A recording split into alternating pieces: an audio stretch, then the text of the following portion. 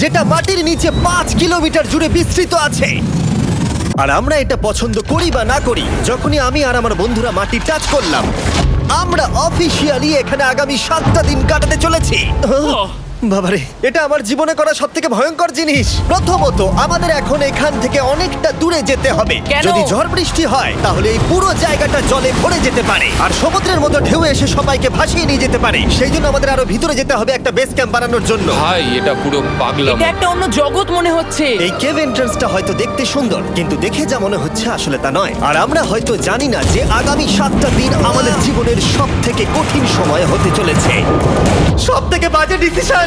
ঠিক আছে, আর কিছুক্ষণের মধ্যেই অন্ধকার হতে চলেছে। ক্যাম্প না করলে আমরা বিপদে পড়বো। আমরা কোথায় যাচ্ছি সেটা কি বলবে? আমাদের ক্যাম্প সেটআপের জন্য একটা ফ্ল্যাট গ্রাউন্ড খুঁজতেই হবে। কেভের ভেতরে ঢোকার পরে আমরা এমন একটা জায়গা খুঁজে পেলাম যেটা অনেকটা উঁচুতে থাকায় আমরা জল থেকে সুরক্ষিত থাকতে পারবো। তার মানে এটা ক্যাম্পের জন্য পারফেক্ট। পারফেক্টটা একটু বেশি হয়ে গেল। মোটামুটি বলা যেতে পারে। ঠিক আছে, ক্যাম্পের জন্য মোটামুটি। প্রথম দিনের বাকিটা আমরা কাটিয়ে দিলাম আমাদের জিনিসপত্র আনতে। প্রত্যেকটা ব্যাগের ওজন প্রায় 80 পাউন্ড। আর যেমনটা তোমরা ফুটেজে দেখছো, আমরা এটা করতে 4 ঘন্টা লাগিয়ে দিলাম। এখান থেকে যাওয়া খুব কঠিন।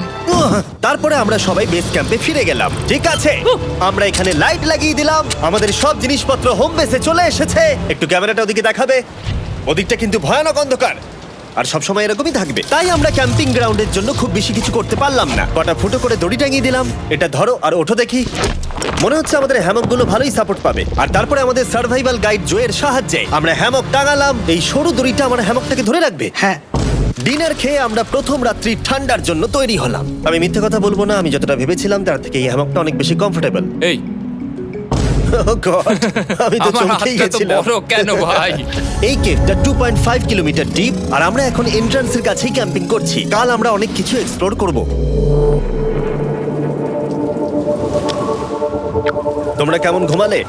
ভয়ঙ্কর। ঘুমই হয়নি। এটা সত্যি একটা অস্বস্তিকর পরিবেশ। কেবের উপর থেকে অনবরত আমাদের উপরে জল পড়েই যাচ্ছিল, তাই উপরে একটা প্লাস্টিক চাপালাম, কিন্তু তাও আমাদের হ্যামকের উপরে জল পড়েই যাচ্ছিল। একটা আইডিয়া আছে, চলো শেল্টারগুলোকে ভালোভাবে তৈরি করি। আমার মনে হয় এই প্লাস্টিকগুলোকে জুড়ে দিলে আর জল পড়বে না। বাহ, তুমি তো জিনিয়াস। আমি শুধু একজন ইউটিউবারই নয়, ঠিক আছে? আমার হ্যামকটা এটার উপরে ঝুলছিল। মানে দেখো, আমি আরেকটু হলে হ্যামক থেকে নেমে পড়ে যেতাম। আর আমরা সেই সময় এটা বুঝতেই পারিনি যে এই গর্তটা প্রায় 40 ফুট গভীর। তাই যখন আমি আর শন প্লাস্টিকগুলোকে জুড়ছিলাম, তখন ম্যাক আর কার্ল এই গর্তটা কতটা ভয়ঙ্কর সেটা দেখতে গেল। আমার হ্যামকটা দেখতে পাচ্ছো? ওখানে আমি ঘুমোচ্ছিলাম। এদিকটা দেখো। আর যেহেতু এই কেভে সব একই রকম দেখতে, তাই আমাদেরকে ফলো করা অনেকটাই কঠিন ছিল। এই ম্যাপে তোমরা আমাদের হোম বেস দেখতে পারবে, আর দেখতে পারবে ওরা ওখান থেকে কত দূর হ্যাঁ, যাচ্ছে। এটা তো খুবই ভয়ঙ্কর। ভাই এটা পাগলামো। আর যখন ছেলেরা র্যান্ডমলি এক্সপ্লোর করছিল, তখন আমি আর শন ক্যাম্পে কাজ করছিলাম। এই স্লিপিং ব্যাগটা এখানে কেন পড়ে? কারণ এটার থেকে পিয়ের গন্ধ বেরোচ্ছে। ইয়া, এটার থেকে শেখা উচিত স্লিপিং ব্যাগ ভাড়া নিতে নেই। আমরা স্লিপিং ব্যাগ কেন ভাড়া আমি- নিয়েছি? কেন আমি আমরা জানি না। স্লিপিং ব্যাগগুলো কিনে আনতে পারলাম না? আর তারপরে আমরা এই দুটো প্লাস্টিককে জিপ টাই দিয়ে জুড়ে দিলাম। কিছু মনে করো না, এই দড়িটার উপরে আমার জীবন বাজি আছে। আর তখন ওইদিকে ম্যাক আর কার্ল তখন ওই গর্তের মধ্যে। ও মাই গড, ম্যাক! আর শেষ পর্যন্ত ওরা একদম নিচে পৌঁছে গেল। এই, আমি তো ভাবলাম সবাই ক্যাম্প নিয়ে কাজ করবে। আমরা শুধু দেখাচ্ছিলাম জায়গাটা কতটা ভয়ঙ্কর। না পড়লেই হবে, তোমাদের স্কিল নেই। আচ্ছা ঠিক আছে। আর যদিও ওদের এবার ফিরে আসা উচিত ছিল, কিন্তু কাল আর ম্যাক এটা কতটা গভীর সেটা দেখানোর চেষ্টা করলো। ভাই এটা দেখতে দারুণ লাগছে। তুমি কি নদীটাকে পার করতে পারবে? কিন্তু ওরা এটা জানে না যে এই রিভারটা এই কেভের গোটাটাই জুড়ে আছে। তার মানে এর মধ্যেও আমাদের কিছুটা সময় কাটাতে হতেই পারে। ওই তো ওরা এসে গেছে। এসো। তোমরা রান্না করে রেখেছো তো? হ্যাঁ, রান্না করেছি। ঠিক বলেছ। একটা নতুন বাড়ি, ঠিক বলেছি তো? একদম। এখন আমাদের একটা ছাদ আছে। আর এটা তো দারুণ। জিমি রান্না বেশ ভালোই আর করেছে। আমরা আমাদের ফায়ার পিটটাকে এই সুন্দর জায়গাটাতে নিয়ে এসেছি। জায়গাটা কেমন? বেশ গরম। আরামদায়ক। এই পাথরগুলো গরমটাকে ধরে রাখবে এবং ওপর থেকে যে পি পড়ছে সেগুলোকে আটকে দেবে। ওটা পি নয়। তাহলে ওটাকে কি বলবো? যদি জানি না, হয়তো বৃষ্টির জল হবে। না, এটা বৃষ্টি নয়, পাথর মানে ইয়ে তুমি করছে। এই একটু উপরে দেখাও। তুমি মেঘ দেখতে পাচ্ছো? পাথর দেখা যাচ্ছে। এটা বৃষ্টি নয়, রক পি। Rock P. ঠিক আছে, রক পি। ঠিক আছে, এটা রক পি। আর একটা শুকনো রাত ঘুমিয়ে কাটাবার পরে আমরা ঠিক করলাম জো আমাদের সার্ভাইভাল এক্সপার্ট, তাকে নিয়ে আমরা কেভের শেষ প্রান্ত অব্দি যাব। Cave, cave! Cave, cave, cave! Cave. দেখা যাক আমরা কেভের কতটা গভীরে যেতে পারি। তোমরা কিন্তু মনে রাখবে আমরা সবেমাত্র কেভের এন্ট্রান্সের দিকেই আছি, আর আমাদের ইচ্ছা এই কেভের শেষ প্রান্ত অব্দি যাওয়া, অবশ্যই না মরে গিয়ে। ও মাই গড, এটা তো খুবই স্টিফ। আরে এটা তো সবে শুরু। আমরা কেভের আরো গভীরে এসেছি। তোমরা সবাই সাবধানে আসবে। এটা খুবই ছোট জায়গা, আমার মনে হয় না এখান থেকে আমি যেতে পারবো। কেভ এক্সপ্লোরের ইন্টারেস্টিং জিনিসটা হলো যা হোক করে আমাদের এই ছোট্ট ফাঁকগুলোর মধ্য দিয়ে এগিয়ে যেতে হবে। ও মাই গড, খুব ছোট জায়গা। আর তারপরেই খুব বড় একটা জায়গা আসবে, সেটা এতটাই বড় যে কিছু না দেখতে পাওয়ার জন্য এটা করতে হলো। ও মাই গড! এবার আমি সব দেখতে পাচ্ছি, এটা দুর্দান্ত। এটার তো অনেক আলো। ভাই জায়গাটা কতটা সুন্দর দেখো।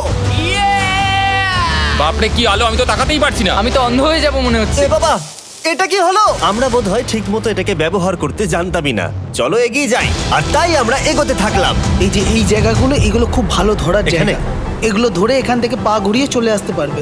এইভাবে কি? একদম পারফেক্ট। জো সব থেকে ভালো কেভ গাইড। এভাবে কেউ গাইড করতে পারবে না। ঠিক আছে, এইবার ব্যাপারটা ইন্টারেস্টিং হবে। কি? এটা কি? এখান থেকে আমাদের ওয়েট শুট পরে সাঁতার কেটে যেতে হবে। গতকাল ম্যাক আর কার্ল এটা নিয়ে মজা করছিল, কিন্তু এই কেভে আমাদের পরের অ্যাডভেঞ্চারটা ছিল একটা প্রায় জমে যাওয়া নদীর মধ্যে। ও মাই গড, এটা তো পাগলামি! তার মানে আমাদের ওয়েট শুট পড়তেই হবে যাতে আমাদের হাইপোথার্মিয়া না হয়। আমরা এটা কেন করছি? এই এক্সপেরিয়েন্সটা তো জীবনে একবারই হবে। কি? এটা বলতে করলে চাইছো হয়তো কি আর নাও বেঁচে থাকতে পারি। আমাদের এই কেভের শেষে পৌঁছতে হলে আমাদের এই নদীর মধ্য দিয়ে, এই ছোট্ট ফাঁকগুলোর মধ্য দিয়ে সাবধানে ধীরে ধীরে এগিয়ে যেতে হবে। আস্তে আস্তে নামো, স্রোতের কারণে পা পেছনে টানতে পারে। ঠিক আছে, আমি তাহলে নামছি। তুমি ওই দেয়ালগুলো ধরে ধরে এগোতে থাকো আস্তে এটা তো আস্তে। খুব ঠান্ডা। তুমি পারবে জিমি। জানি না এখানে ঢুকতে পারবো কি না। জিমি, এবার তুমি জল থেকে উঠে দাঁড়িয়ে পড়ো। এটা সত্যি একটা পাগলামি। এখানে কি ঠান্ডা! যখন তোমরা খুব ঠান্ডা জলের মধ্যে থাকবে তখন একটা পাথরকে ধরে এগিয়ে চলা খুব কঠিন হবে। ও মাই গড, এটা সত্যি পাগলামি। ম্যাক, কার্ল, চলে এসো। আমার ভয় লাগছে। চলো চলো, পারবে। ভাই। এগোতে থাকো, পেছন দিকে তাকিও না। একবার দেখো আমরা কি করছি। কিন্তু এই বাধাগুলো এতটা কঠিন ছিল না সামনে যা আসতে চলেছিল তার তুলনায়। আমরা পেরেছি।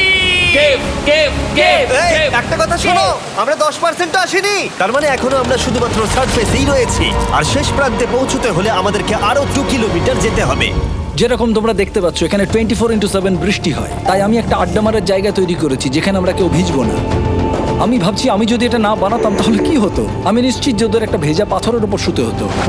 আমাদের ক্রমাগত এগিয়ে যেতে হবে এবং শরীরটাকে ভিজে রাখতে হবে। ঠিক আছে। নইলে আমাদের শরীরের তাপমাত্রা কমে যাবে। এটা কঠিন কেন? সব থেকে বাজে ব্যাপার হলো আমরা যতটাই দিকে এগোবো ততটাই আমাদের পিছন দিকে ক্যাম্পে ফিরতে হবে। আমাদের পরের বাধাটা হয়তো জলের মধ্যে নয়, কিন্তু তার মানে এটা নয় যে সেটা সহজ হবে। আরে এটা কি মাকড়সার জাল? কিন্তু আমি মাকড়সা দেখতে পাচ্ছি না তার কেন? মানে ওটা আমাদের উপরে আছে। আরে তোমার গায়ে, তোমার গায়ে। আমার বন্ধুরা বলতে বাজে। এই গেমটা মিস্টার বিস ভিডিওর মতো, যত এগোবে ততই কঠিন হবে। সত্যি কথা বলতে যদি আমাদের সাথে জো না থাকতো আমরা মরেই যেতাম। আর 3 ঘন্টা পরে জো আমাদের জন্য একটা বাজে খবর নিয়ে এলো। জল অনেকটা বেড়ে গেছে আর আমরা অনেকটা সময় লাগিয়ে ফেলেছি, তাই আজকে আমাদের আবার ক্যাম্পে ফিরে যেতে হবে। আমি মানবো না। তুমি সেফটি এক্সপার্টের কথা অমান্য করতে পারো না। আমি এটা মানবো না। সত্যি কথা বলতে আমাদেরকে ফিরতেই হতো, কারণ এর আগে আমরা শুট করতে অনেকটাই সময় নষ্ট করে দিয়েছি। তারপর ফ্লেয়ার নিয়ে খেলেছি, তাই আমরা ফিরে যাচ্ছি আর এই মিশনটা আমরা পরের দিন আবার শুরু করব। শন, আমরা এসে গেছি। আরে তুমি এখানে কি করছিলে? এখন তোমরা কেউ ভিজবে না। আমি তো জানতামই না এই লাইটগুলো আমরা এনেছি। এগুলো দারুণ লাগছে তাই না? দুঃখের বিষয় আজকে আমরা মাত্র 20% এগোতে পেরেছি, কিন্তু বিশ্বাস করো আমরা শেষ পর্যন্ত অবশ্যই যাব আগামী কয়েকদিনের মধ্যেই। আমার মনে হয় না। কোনোদিনই হবে না। আমি তো বললাম। আমরা ডে 4টা রেস্ট নেব আর ডে 5-এ চেষ্টা করব এই কেভের শেষ অবধি যাবার। দেখা যাক কি হয়।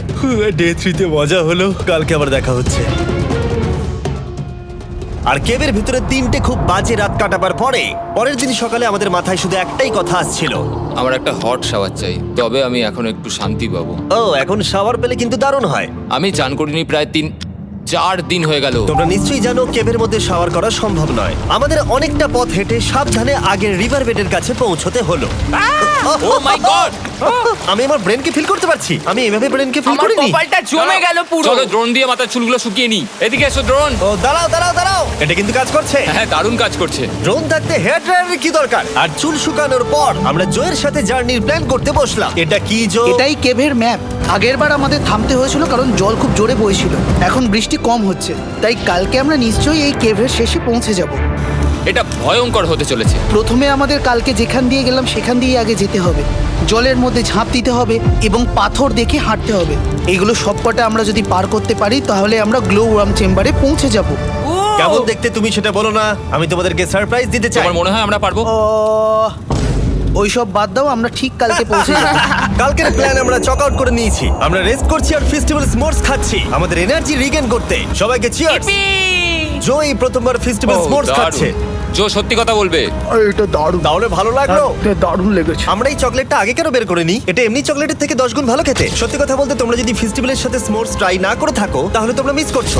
কালকে আমরা পুরো কেভটা এক্সপ্লোর করব, দেখা হচ্ছে। তাই আমরা ভালো করে ঘুমানোর চেষ্টা করলাম আর কালকের প্রিপারেশন নিলাম কেভের শেষে যাওয়ার জন্য।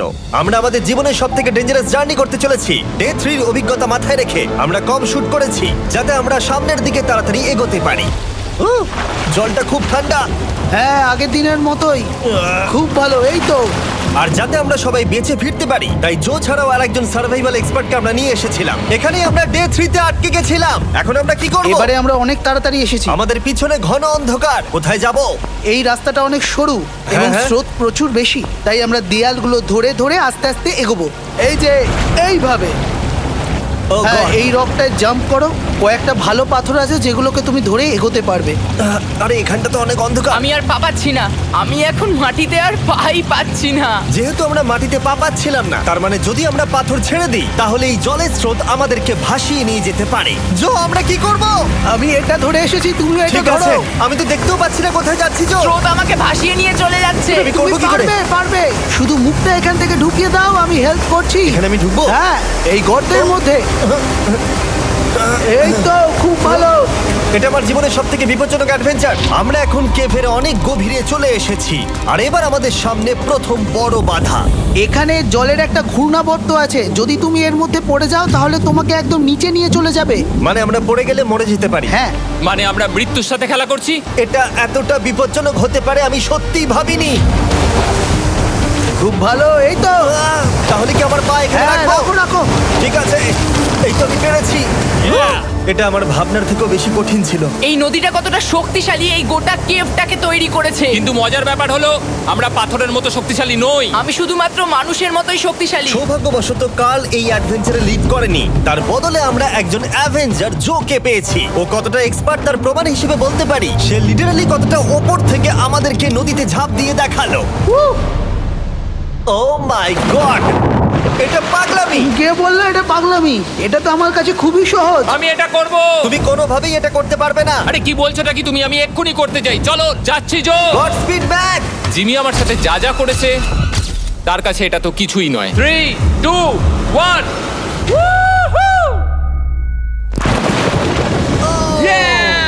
তুমি করবে? না, আমরা না এগুলো শেষ পর্যন্ত যেতে পারবো না। ও মাই গড, আমাদের নিচের দিকে যেতে হবে। আমরা সবসময় স্রোতের উল্টো দিকে কেন যাই? এখন শুধু আমি ভেসে ভেসেই যেতে পারবো, আর কিছু না। এই জলের তলায় অনেক ধারালো পাথর আছে, তোমরা সেগুলোকে দেখতে পাবে না, তাই সাবধানে পা ফেলবে। ও মাই গড, আবার এটা গভীর আরে হচ্ছে। আমার পা তো কিছুর উপরে রাখতে হবে। ছোট পাথরগুলোই একমাত্র বাধা ছিল না, মনে হচ্ছে আমাদের প্রতিটা পদক্ষেপে। ও ভাই, আমি কিচ্ছু দেখতে পাচ্ছি না। এটা খুব ভয়ঙ্কর। কেভটা আরো অন্ধকার হয়ে আসছিল এবং আরো সরু। আর তখন আমরা জানতাম না যে আমরা ফিনিশ লাইন অবধি পৌঁছতে পারবো কিনা। আমি ক্লান্ত হয়ে পড়েছি। এই কেভে আরো কঠিন বাধা আসার আগে তোমাদেরকে আমি কিছু দেখাতে চাইবো। জো, তোমার ব্যাগটা দাও। Thank you. তুমি জানো এর মধ্যে কি আছে? না, জানি না কি আছে। Brand new mister beast lab swamp.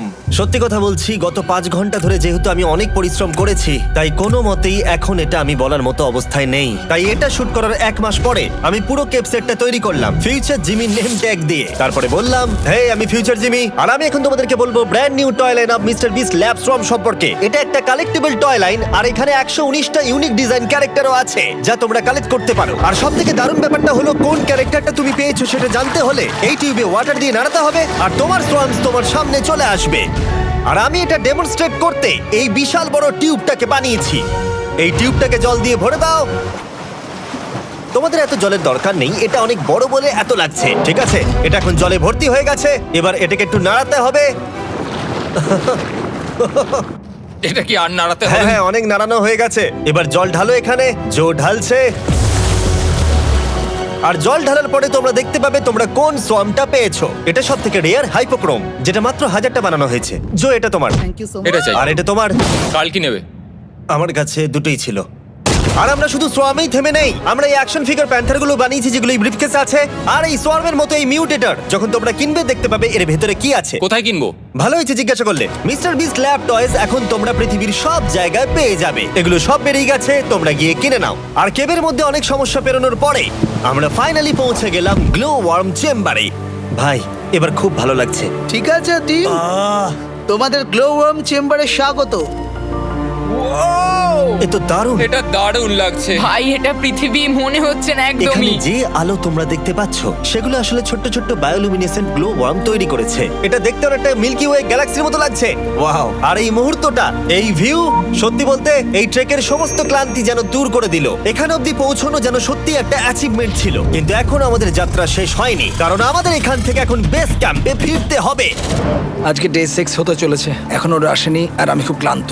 আমার মনে হয় না আমি ভালো করে ঘুমোতে পারবো, ওদের জন্য খুব চিন্তা হচ্ছে। এই ট্রিপটা অনেকটাই সহজ ছিল কারণ আমরা স্রোতের সাথে ভেসে ভেসে যাচ্ছিলাম। আর যেহেতু তোমরা এই ট্রিপটা দেখেছো তাই আমরা এটাকে স্কিপ করলাম। কিন্তু সত্যি বলতে এই জার্নিটাও অনেকটা বেশি সময় নিল, কারণ আমরা ক্যাম্পে পৌঁছানোর আগেই 6 নম্বর দিন চলে এলো। শোন, সবাই ঠিক আছো তো? আমার খুব চিন্তা হচ্ছিল। Happy day 6। ডে 6 খুব ভালো। এনার্জি বাড়াতে আমরা আগুনের উত্তাপ নিলাম এবং ফাইনালি আমরা কিছু খেতে পেলাম। এটা খুবই অ্যাডভেঞ্চারাস ডে ছিল। কালকে দেখা হচ্ছে, মানে আজকেই হয়তো।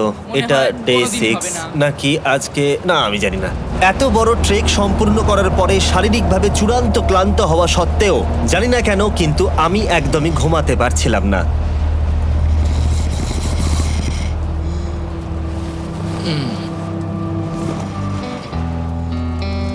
আমি 7 দিন সলিটারি কনফাইনমেন্টে কাটিয়েছি, কবরে কাটিয়েছি, 7 দিন রাফটে থেকেছি। কিন্তু সত্যি কথা বলতে এটা সবার থেকে বেশি কঠিন ছিল, কারণ সব সময় ভিজে, ঠান্ডা, প্রত্যেক মুহূর্তে এই পাথরগুলো শরীরে ব্যথা দিচ্ছে।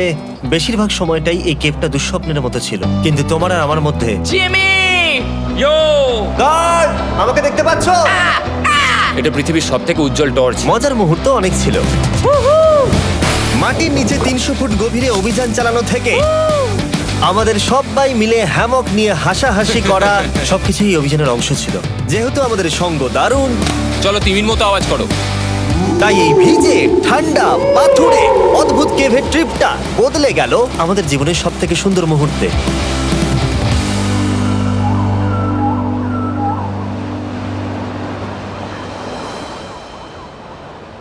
আমরা এখান থেকে যাব না যতক্ষণ না সবকিছু তোলা হচ্ছে। আর আমি সবকিছু বলেছি মানে সবকিছুই। চলো এবার বেরোনো যাক। আর যখন আমরা মাউথ কেভে আবার ফিরে এলাম, ভাই ওপরটা দেখতে দারুণ লাগছে। তখন জয়ের জন্য একটা সারপ্রাইজ ছিল। বেরোনোর আগে জো, আমরা তোমার কাছে কৃতজ্ঞ। তাই এই নাও $50,000 নিউজিল্যান্ড ডলার, 10,000 করে প্রত্যেক জনের প্রাণ বাঁচানোর জন্য। Oh my God, thank you so much Jimmy. Thank you Joe. Love you, Joel! এবার আমাদের সব কাজ হয়ে গেছে, চলো বেরোনো যাক। 7টা দিন পরে আমরা ফাইনালি এখান থেকে বেরোচ্ছি।